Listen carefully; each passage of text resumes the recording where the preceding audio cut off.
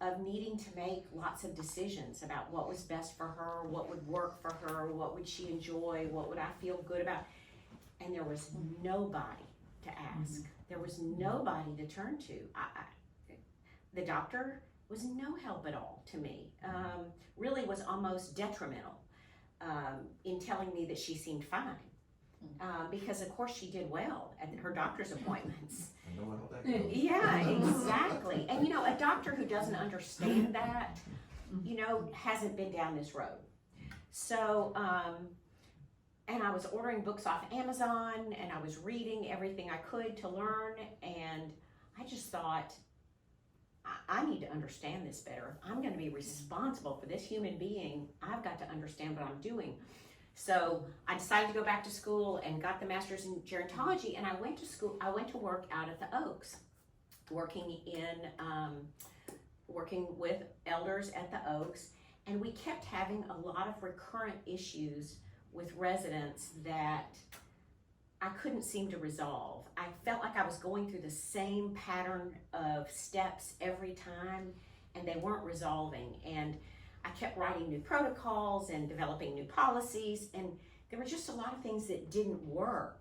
And I felt really frustrated, and I felt bad for the people that we were responsible for, because I felt like I wasn't helping them. And I went to hear Naomi Files speak at First Methodist Church. They sponsored her with the VOA back in 2011.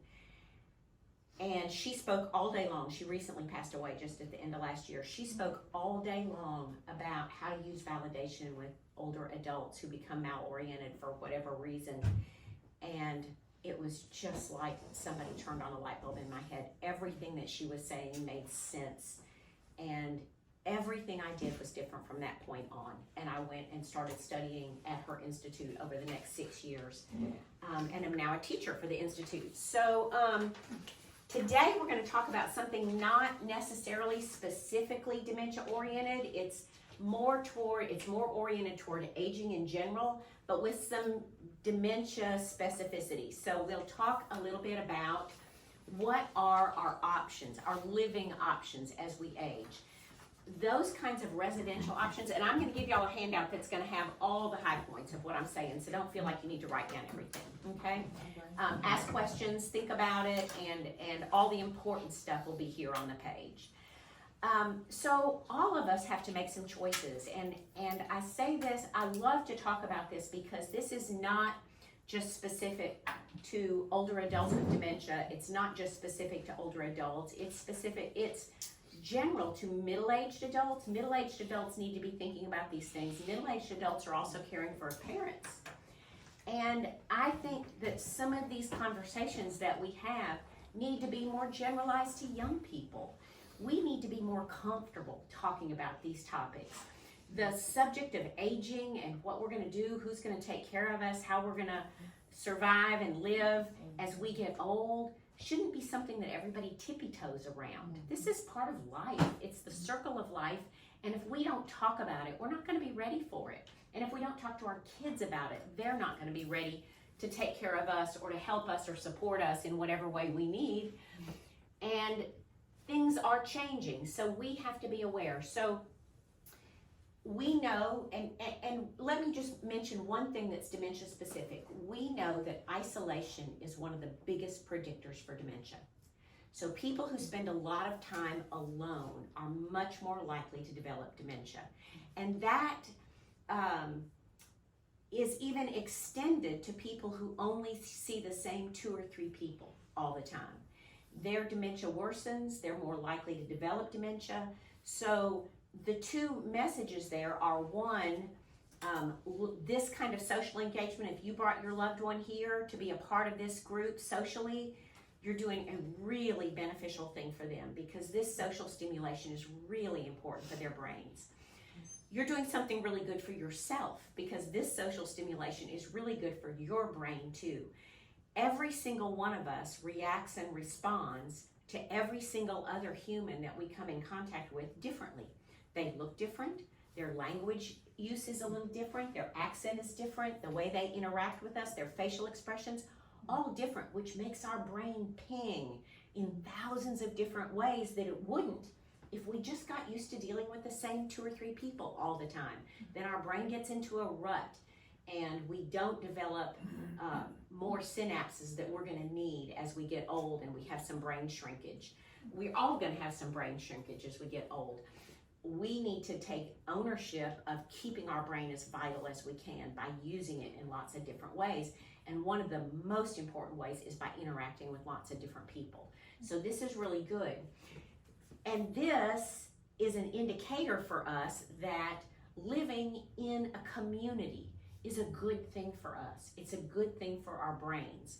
So this aversion that we've had all of our lives to communal living or community-based living because we're old or because we've moved into a certain age bracket, we need to get over that. It is living in a community of people where we're exposed to lots of people on a regular basis is really healthy for us. It's really good for our brains. It's going to keep our brains functioning much better than if we retire and go home and just see the same 3 or 4 people for coffee on a regular basis. Now, continuing to go to church, that's good, especially if we don't get in the habit of sitting with the same people. Is that possible? To not sit on the same pew with the same people every time? Gravitating immediately to the same little group for coffee hour? We need to push our brains and we need to push our personalities to get outside of our comfort zone. It's where we're not comfortable, where things are not easy, that our brains thrive the most. That's where they really start firing on more cylinders and engage and grow and develop. So getting out of our comfort zone is important. And this is a speech I give on a regular basis to my husband, who's an introvert, big time introvert, because, I fully expect that at some point we will move to some sort of a community-based lifestyle. And in Shreveport and Bossier now, we have a number of independent living communities. And I want to talk to you a little bit about independent living, and we're going to talk about each gradation of living as it becomes more and more supported. So the least supported, but the very first level is independent living. And there are a number of communities that meet that criteria in very different ways. We have some very different iterations of senior independent living in the Shreveport and Bossier area. We have everything from what you might term super plush at the Tower at the Oaks, or Red Brook at the Glen, or Waterview Court, which I think was just recently bought by the Brookdale Corporation. Those are independent living communities at which, so you pay rent. It's not like in many other states. Of course, Louisiana is always kind of about a generation behind on some of these more progressive developments. But in a lot of the big cities, well, even in Baton Rouge, you have to buy in a big chunk to buy into an independent living community. That is not the case at any of the independent living communities here. All of our independent communities are month-to-month. Well, they're not month-to-month leases, but you pay a monthly lease. But most of them have an annual contract. And depending on where you are, that monthly lease, is going to include your unit. It's going to include probably all of your utilities except for phone and internet, and some include some basic internet too. Some include basic cable. Those are just kind of some basics. Depending on the community, they may or may not offer meals. There are a number of apartment communities here, such as Canaan Towers, Cedar Hills, Trinity Village.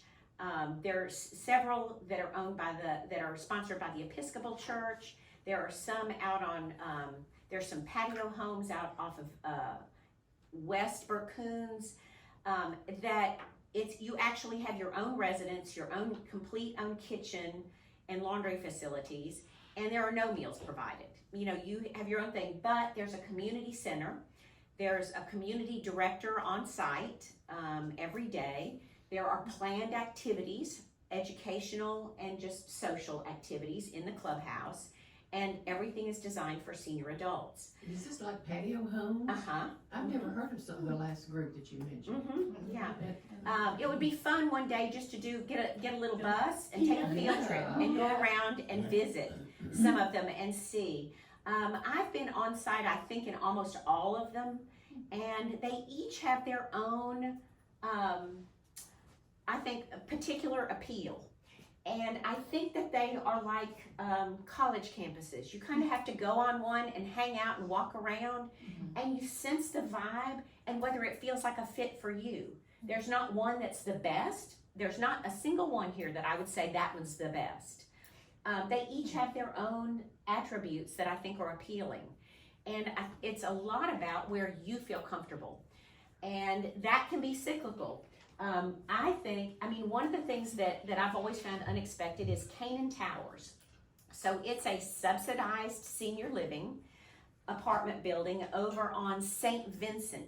You can see it from I-49 if you're going south. You pass the Eco Mulch place, and as you go down, you see on the right, it's called Cedar Hills, and it's about a 3 or 4 story apartment building, and it's got a chain link fence all the way around it.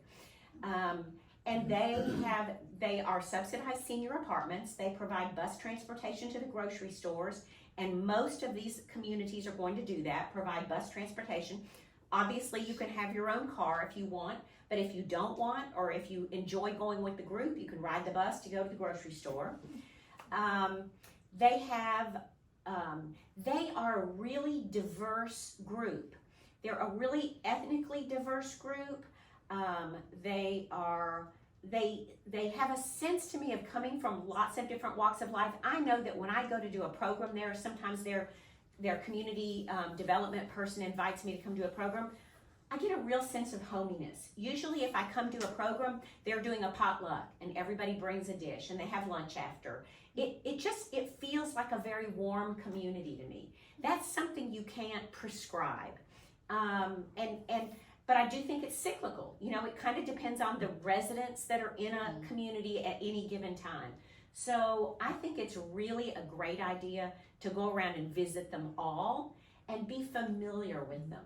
And you have the names of those on the they're in the resource directory. And I have okay. They're all in the resource directory. Here Yeah, so it's Okay. there. There are advantages to that. Okay, so you give up some things, right? You sell your home that you've been in a long time, and you move to an apartment or a patio home where you're going to pay a lease there. And so you give up sort of that financial independence of having a paid-for house, but you don't have the maintenance. Somebody else is responsible for the maintenance.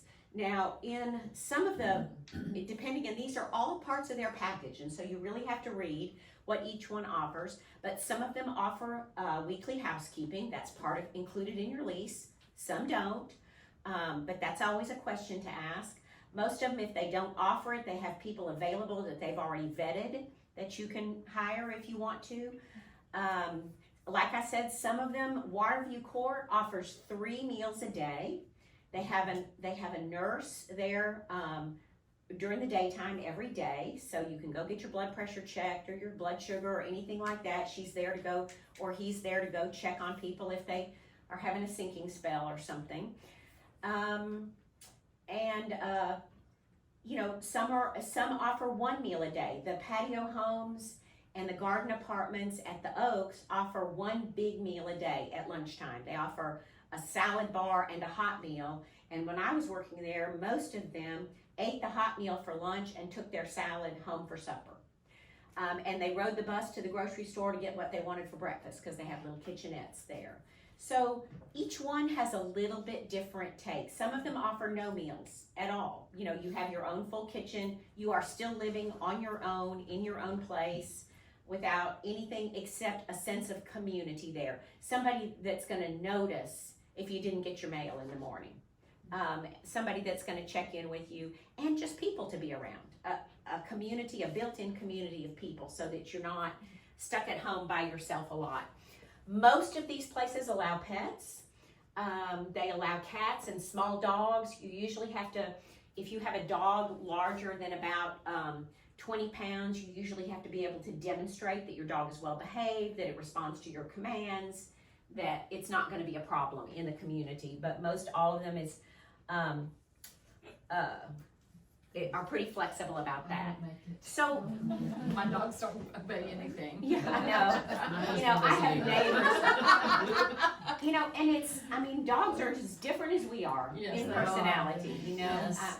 We have a lot of dogs in my little neighborhood, and some are just delightful, and others are absolute beasts. They just, I run from them, which is not the smart thing to do, I've discovered. So there's some advantages to staying at home, right? If you stay at home, you're surrounded by your memories. Your house is, hope, you know, at our age paid off, and you know, you are enjoying not having that. But if you need care at home, as you all have probably discovered, it's very expensive. If someone needs 24-hour-a-day care, it costs in excess of $100,000 a year, easily, to provide 24-hour-day care, unless you're able to hire a live-in for a much lower price. And that's not easy to do in our community. That's more readily available in some communities. And in, you know, I'll just throw in my opinion here, I think we need a visa program in the United States just for elder care workers. Because we need elder care workers. We don't have enough here. And there are lots of cultures that are much more respectful of elders than ours. So I think it would be lovely to have a visa program where people could come in just to provide elder care. So, you know, there are some things. We in independent living, we really don't lose a lot of privacy. Now, some of the independent living facilities, probably 3 or 4 of them, have motion detectors set up in the actual apartment. And the only reason they monitor that is if you haven't told them that you're going to be out of town, which you would normally do. If you're going to be leaving the campus and you're going to be gone for a week or a long weekend, you would tell them. But the motion detector will indicate that there's been no movement in your apartment. And after 24 hours, somebody is going to come check. If you would normally be there and up and around at some point during the day and there's been no movement, they may come check. You know, that's a little bit of an encroachment on your privacy, whether or not you're moving or not. But, you know, we give that up sometimes for security or for that sense of safety or knowing somebody's going to keep up with us. Most independent living communities have some minimal overnight staff there, but it's not a lot. Depending on where you are, there might just be a security person on the campus. But usually you do have somebody standing by who, and this is kind of the kicker there, knows you. And if you have an issue, knows right where you are and is going to know how to help you or know. And you know, one of the things that I love doing is training security people in how to help couples or families that are dealing with dementia. Because we know that lots of people with dementia feel like things are being stolen from them.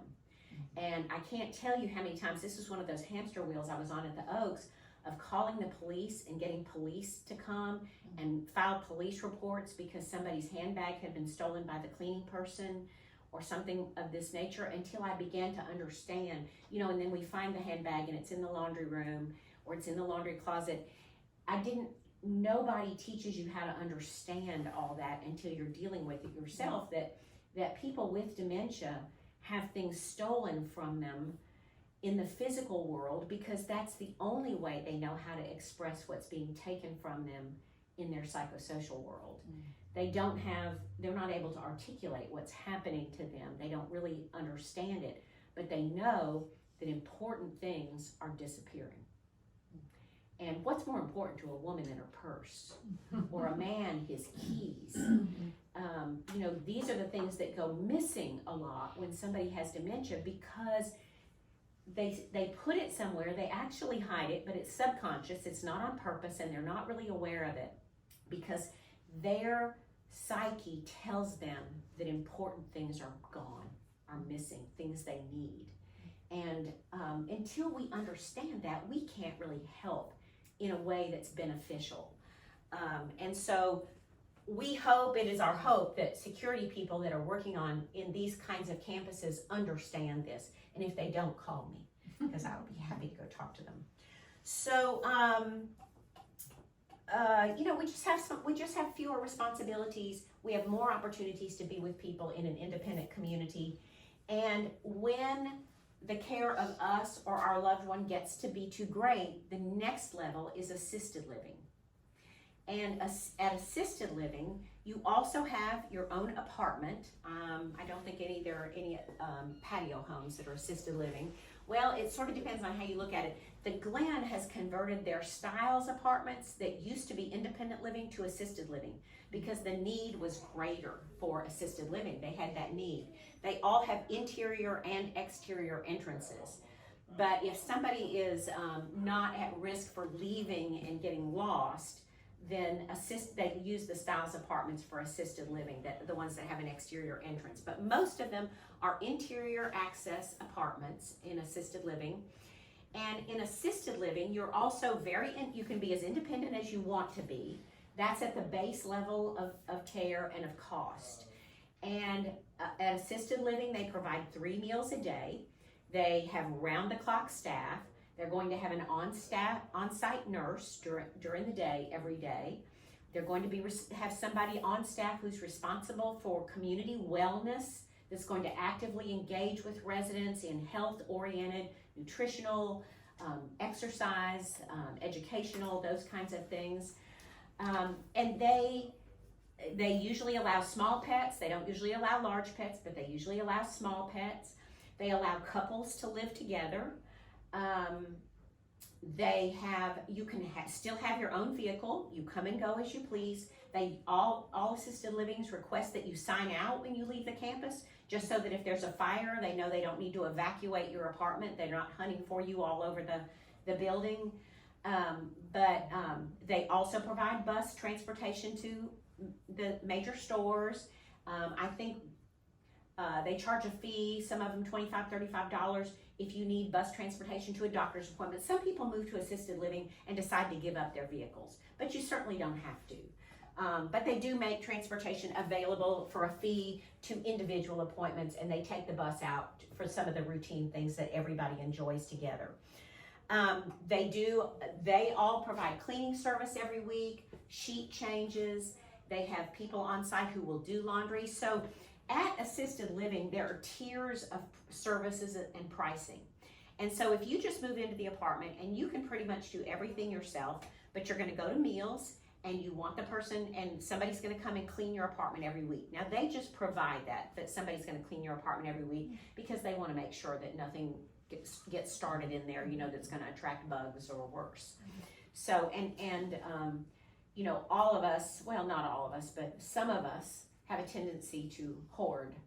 And, I grew up with, my dad was a survivor of the Depression, and he didn't throw out anything that you could make use of again. Even if it was broken, he would box it and label it and saying that we could make this do if we had to, and that is a product of the Depression. Everything was used until there was nothing about it that couldn't be used. So, much to my family members' chagrin, I wash my foil and fold it. I wash out my Ziploc bags. If I pull a piece of tape and I didn't need it right away, I leave it hanging on the counter till I do. I just don't throw things away that have life in them. I just got for my birthday a compost bin. I'm so excited I don't have to throw out my orange peels anymore. In assisted living, you can keep adding services as you need them. And they usually have them bundled. That's unfortunate to me. It would be so nice if they were all a la carte and you could just get what you needed. But usually, like for instance, if you or your loved one needs care with the bathroom or they need continence care, that may be in level 1. You're going to also have to pay for 2 or 3 other services that are included in level 1. But if you do that might include washing and changing the sheets twice a week. It will include changing the sheets as often as they need to be, which is sometimes an issue. I had a gentleman that we were working with one time he could not convince his wife to wear a disposable undergarment, and he was washing her clothes and changing the sheets 4 and 5 times a day. And he was exhausted. He was on his just last gasp by the time he finally said, "I've just heard of y'all. What do you suggest for me?" So, and I might bring him back up in a minute because he kind of led to an interesting story for me when we get to that part. So, when you're in assisted living, you have no maintenance obligations whatsoever. You don't have to have any transportation obligations. You've got somebody that you don't have any grocery shopping all of the assisted livings have little kitchenettes, nothing heat producing. They have a microwave, a fridge, ways to fix easy little snacks, but no way to cook other than just to heat things up. I don't know, some people might be a wizard in the microwave. I'm not very good. I turn everything into rubber. So assisted living, and you can be there a long time. You can keep adding levels of services in assisted living until you may start at that about $3,000 a month, and that's just a ballpark for assisted living, and you may get up to the $6,000 a month. But what that is doing is providing pretty much round-the-clock care. At $6,000 a month, you're probably utilizing their memory care unit. The memory care units in the assisted livings is the highest level of service in assisted living, and they basically can do everything, and they do everything for a person in memory care. All of the hygiene is taken care of, all the laundry, all the cooking, everything, as well as activities, and of course, secure supervision all the time. Outings, some of them do nice outings too, not all, but that's a question if your loved one is somebody that likes to get out, doesn't like to be cooped up. So you can go from very basic at assisted living, and I've seen assisted livings, for instance, Brookdale Shreveport has a couple of large apartments in their assisted living area, and there have been a couple of occasions where they've had a couple where one had dementia, and I think in the instances that I know of, both of them were the husband was taking care of the wife who had dementia, and they moved into the apartment in the memory care unit together, and then the husband could come and go as he pleased, live his life knowing that his wife is completely cared for when he's not there, and he lived there in the dementia unit with her until she passed in both of those occasions. In my experience, most of the staffs are pretty open to working with you, assuming 2 things. You pay your bills on time, and you don't cause a lot of trouble. If you pay your bills and you're not a troublemaker, they're going to try to keep you for as long as they can.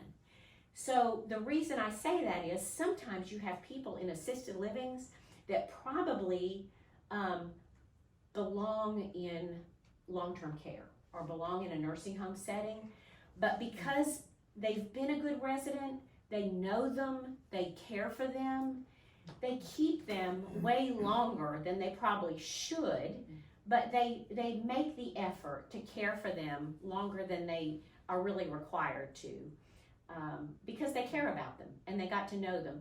And this to me is one of those little bits that is a encouragement to explore a community like an assisted living on the earlier end rather than on the later end.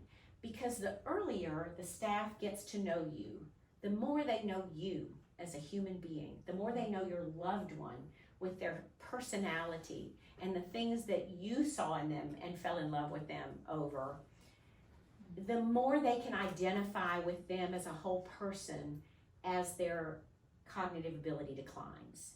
So we want the staff to know us and to care about us earlier rather than just knowing who we are when we present with lots of challenges. So that to me is a good reason for wanting to make those connections and develop those relationships on the earlier side. Okay, let's talk about long-term care.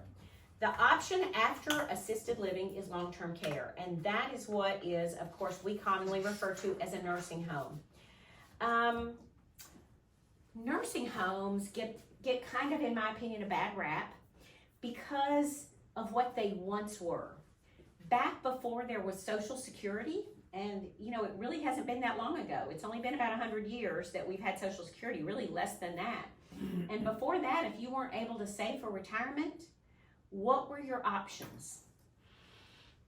Really, your option was just to sort of fall down where you landed, or in most cases, you went to live with your children. And if you weren't able to live with your children for whatever reason, you had to go to a facility that was sort of a poorhouse / mental institution. And that was where old people went that either couldn't afford someone to take care of them, or whose children didn't want them. And so going was a real sign of shame. It was very shameful, and it was a very awful place to be, because the same people that were mentally ill were housed with the people who were poor, or the people who felt neglected or unwanted, had no place to go. It was a pretty miserable place. And that's how long-term care started, and it's had a hard time shaking that reputation. My mother made my father promise that she would never go to a nursing home. And that was a really, really sad, unfair situation, because regardless of how I talked to my dad about that, he felt that he had to honor the promise he made to my mother. And so they got themselves into such a terrible situation when his physical health kept him from doing what needed to be done, and her Alzheimer's kept her from doing anything to help anymore. Things just went downhill so fast. It was so heartbreaking and so challenging for me and for my sisters. And it was all because of Dad's promise that she would never go to a nursing home. And, you know, nursing homes are not usually people's first choice, but I tell this story because it was so profound for me. When I first, after I left the Oaks, later on, after some other years, I worked at a nursing home. And I did usually the welcome and intake interviews, and I would talk to people, and I knew that a lot of people were really heartbroken about coming, you know, that this was a really difficult thing, or they didn't want to come, their children made them, or their spouse made them. And so this was always usually a really difficult. And I had two experiences. One was I'm talking to this lady, and I'm telling her, you know, this is, you know, these are the things we do here, and we're going to be right here. I know you're going to have some dark nights, but there'll be some, you know, and just having this. And she kind of put her hand on me, and she said, do you have the impression that I'm upset? And I said, well, for most people, this is a hard transition. She said, someone's going to cook my meals, wash my clothes, mop the floors, clean the toilets, provide entertainment, and you think I'm unhappy? So that was kind of a wake-up call for me, right? I mean, that is a smart, healthy way to look at that, right? And she was absolutely right. She was at a great facility where we had tons of, we had superb quality of life for our residents. I had another experience at another facility where a lady said to me, a lady was weeping as she moved in, and she said, this is not where I wanted to be. She said she had macular degeneration. She was very able to do for herself, but she couldn't see, so she couldn't stay at home anymore. She said, I thought my daughters would take me in. She said, I really thought that one of them would take me, and I'm just so shocked that this was the decision and that I'm here. And tears are pouring down her face. And so I didn't say anything. I was just kind of holding her hands for a minute. And she took a deep breath and she said, but God must have a purpose for me here. She said, there's a reason he brought me here, and I will find it. And she went around room to room for the rest of her life there, and prayed with people and touched people that weren't getting a lot of touch except just for basic care. She and, you know, she was a pastor's wife, and she could quote scripture. She couldn't read the Bible anymore, but she could quote scripture. She sang with people as they were dying. She was such a blessing and lived out her ministry where she was.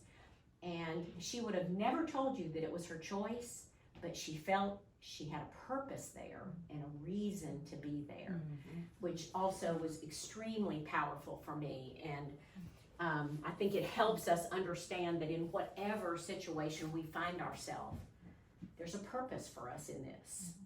There are things that we are called to do here in this situation.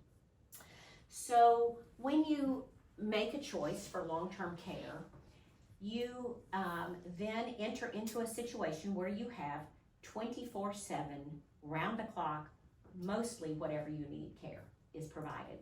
Transportation to doctor's appointments is free. Doctors come on site. Your Medicare is billed. You don't even have to go out. There's a little fee usually if you want the podiatrist to clip your toenails.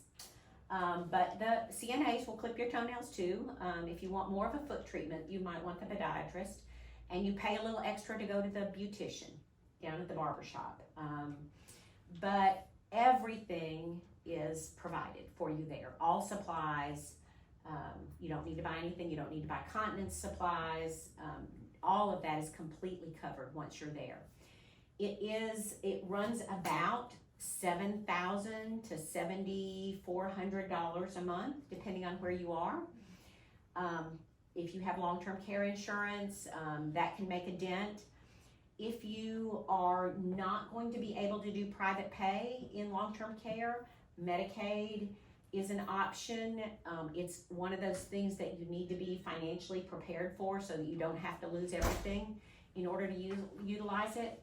You know, I've talked to people that are of two schools of thought on using Medicaid for long-term care, and I sympathize with both of them. I think you can make an equal argument each way. Some people say, I have the money, I will pay for as long as I can, and when I can't, then Medicaid can help me because I can afford it, and Medicaid dollars should go for people who can't. Other people say, you know what, I've paid taxes all my life. I haven't needed a lot of extra services in my life. If I can organize my finances so that Medicaid's going to cover my wife or my stay here or my husband's stay here, then I want to take advantage of that. I mean, I think you can make an argument either way, and so it just depends on how you look at it. But if Medicaid covers your long-term care stay, it only covers a semi-private room. But the family is welcome to pay the additional upcharge for the person to have a private room. And it's ridiculously cheap.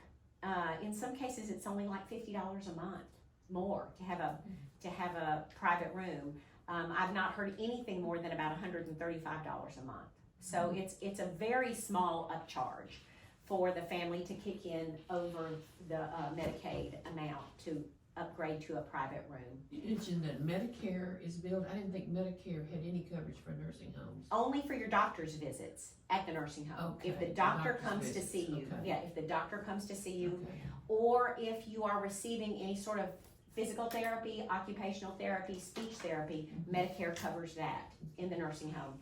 And in the nursing home, your if you go in from a hospital, so if you go in for rehab, the critical piece to that is you must spend 3 midnights in the hospital for Medicare to kick in and cover your rehabilitation stay. So hospitals are really sneaky about that, and I hate to call it that, but you know, maybe it's not on purpose, but it happens a lot that they hold you for observation past that first midnight after you're in the ER, and then they discharge you before you spend the third night there. So you find out, you say, well, I was at the hospital for 3 nights, but you find out you weren't admitted the first night. You were only under observation the first night, and so you only had 2 midnights. So now you're out and you're at rehab and you find out Medicare's not going to cover it. So be very aware of that. And you know, if you take your loved one to the ER and you're there and it's 9:30 at night, 10 o'clock at night, this stuff always crises seem to happen a lot at night. You make sure that if you're gonna be there past midnight, that you're working on getting them admitted. That you're making noise about, we need to be admitted. Even if they don't have a bed for us, you can put us on the side, we need to be admitted. Because that overnight, that midnight admission is critical to your Medicare coverage if you are discharged within a few days. So you need that third midnight, and then if you do, you have 100 days that Medicare will pay for being in long-term care rehabilitation. Do any of y'all know that, or is it just me that's dumb and I didn't know all No, that? that's not dumb. No. You don't know until you've been down the road, Okay. unless there's somebody I to had tell no you. idea about Yeah, that.